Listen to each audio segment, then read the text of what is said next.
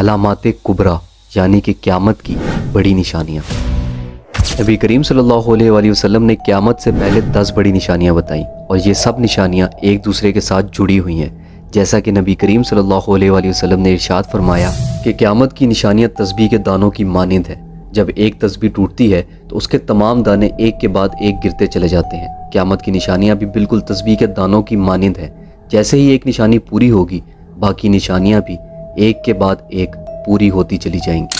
حضرت حذیفہ رضی اللہ تعالیٰ عنہ سے روایت ہے کہ ایک دن رسول اللہ صلی اللہ علیہ وآلہ وسلم ہمارے پاس آئے۔ اس وقت ہم لوگ قیامت کی نشانیوں کے بارے میں گفتگو کر رہے تھے، تو رسول اللہ صلی اللہ علیہ وآلہ وسلم نے ارشاد فرمایا کہ قیامت اس وقت تک قائم نہیں ہوگی جب تک تم یہ 10 نشانیاں پوری ہوتے نہ دیکھ لو۔ اور پھر رسول اللہ صلی اللہ علیہ وآلہ وسلم نے ان 10 نشانیوں کا ذکر اس ترتیب سے کیا۔ ان 10 بڑی نشانیوں میں سے پہلی بڑی نشانی ہے دخان۔ دخان ایسا دھواں ہوگا جو پوری زمین پر پھیل جائے گا اور ہر جگہ پر نظر آئے گا، اور یہ ایسا دھواں ہوگا جو پوری انسانیت کو اپنی لپیٹ میں لے لے گا۔ ایک اور ضروری بات کہ یہ ایک ایسی نشانی ہے کہ جس کا ذکر اللہ تعالیٰ نے قرآن مجید میں بھی کیا ہے۔ سورہ دخان میں اللہ تعالیٰ نے فرمایا کہ انتظار کرو اس دن کا جب آسمان ایک واضح دھواں کر کے نمودار ہوگا جو لوگوں کو گھیر لے گا، اور یہ ایک دردناک عذاب ہے۔ اب دوسری بڑی نشانی جو رسول اللہ صلی اللہ علیہ وآلہ وسلم نے بتائی وہ ہے خروج دجال۔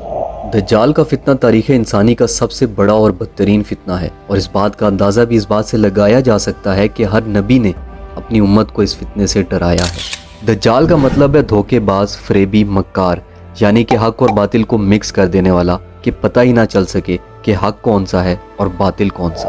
اور رسول اللہ صلی اللہ علیہ وآلہ وسلم نے ارشاد فرمایا کہ مکہ اور مدینہ کے علاوہ کوئی ایسا شہر نہیں ہوگا جسے دجال رونتا ہوا یعنی کہ تباہ کرتا ہوا نہ گزرے۔ اب تیسری بڑی نشانی جو رسول اللہ صلی اللہ علیہ وآلہ وسلم نے بتائی وہ ہے دابۃ الارض، یعنی کہ زمین کا جانور۔ اس جانور کا ذکر اللہ تعالیٰ نے قرآن مجید میں بھی کیا ہے، جیسا کہ سورہ النمل کے اندر اللہ تعالیٰ فرماتا ہے، اور جب قیامت کا وعدہ پورا کرنے کا وقت آ جائے گا تو اس وقت ہم لوگوں کی عبرت کے لیے زمین سے ایک عجیب و غریب جانور نکالیں گے جو لوگوں سے باتیں کرے گا اور کہے گا کہ اب قیامت قریب آ گئی ہے۔ یہ جانور ہم زمین سے اس لیے نکالیں گے کہ لوگ ہماری نشانیوں کا یقین نہیں کرتے تھے۔ یہ ایک ایسا جانور ہوگا جو منافقوں کو اور مسلمانوں کو نشان لگا کر الگ الگ کر دے گا، اور اس کے بعد مسلمانوں اور منافقوں کا فرق بالکل واضح ہو جائے گا۔ قیامت کی چوتھی بڑی نشانی سورج کا مغرب سے طلوع ہونا، اور یہ وہ نشانی ہوگی کہ جس کو دیکھنے کے بعد تمام کے تمام لوگ ایمان لے آئیں گے، لیکن اس وقت بہت دیر ہو چکی ہوگی، کیونکہ سورج کے مغرب سے طلوع ہوتے ہی توبہ کے دروازے ہمیشہ ہمیشہ کے لیے بند کر دیے جائیں گے۔ قیامت کی پانچویں بڑی نشانی جو رسول اللہ صلی اللہ علیہ وآلہ وسلم نے بتائی وہ ہے نزول عیسیٰ ابن مریم علیہ السلام۔ جب دجال کا فتنہ عروج پکڑے گا تو حضرت عیسیٰ علیہ السلام کا نزول ہوگا، اور جب دجال حضرت عیسیٰ علیہ السلام کو دیکھے گا تو ایسے پگھلنے لگے گا جیسے نمک پانی میں پگھل جاتا ہے۔ پھر حضرت عیسیٰ علیہ السلام دجال کو قتل کریں گے اور اس دنیا میں اللہ کے حکم سے امن قائم کریں گے۔ قیامت کی چھٹی بڑی نشانی ہے یاجوج اور ماجوج کا نکلنا۔ یاجوج ماجوج یافس بن نوح علیہ السلام کی اولاد میں سے ایک فسادی گروہ ہے، اور یہ بہت طاقتور اور تعداد میں بہت زیادہ ہیں، جس کی تعداد کا اندازہ اس بات سے لگایا جا سکتا ہے کہ جن و انس کے ٹوٹل 10 حصے ہیں، اور ان 10 حصوں میں سے 9 حصے یاجوج اور ماجوج کے ہیں۔ اس وقت یہ قوم 2 پہاڑوں کے درمیان میں ایک بہت ہی طاقتور دیوار کے پیچھے بند ہے، اور جب قیامت کا وقت قریب آئے گا تو یہ دیوار ٹوٹ جائے گی اور یہ قوم باہر نکل آئے گی جو پوری دنیا میں فساد پھیلائے گی۔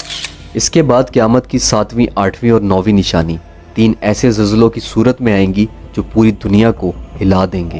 ان زلزلوں میں سے ایک زلزلہ مشرق میں آئے گا، دوسرا مغرب میں اور تیسرا جزیرہ عرب میں، اور یہ زلزلے عام زلزلوں کی طرح نہیں ہوں گے بلکہ یہ بہت شدید اور بڑے زلزلے ہوں گے، اور ان کی شدت اتنی زیادہ ہوگی کہ پوری دنیا ان کو محسوس کرے گی۔ اور آخر میں سب سے آخری نشانی ایک بھڑکتی ہوئی آگ جو یمن میں لگے گی اور لوگوں کو اپنی طرف کھینچتی ہوئی میدان محشر تک لے جائے گی، وہ میدان جہاں قیامت کے دن ہر انسان کو جمع ہونا ہے۔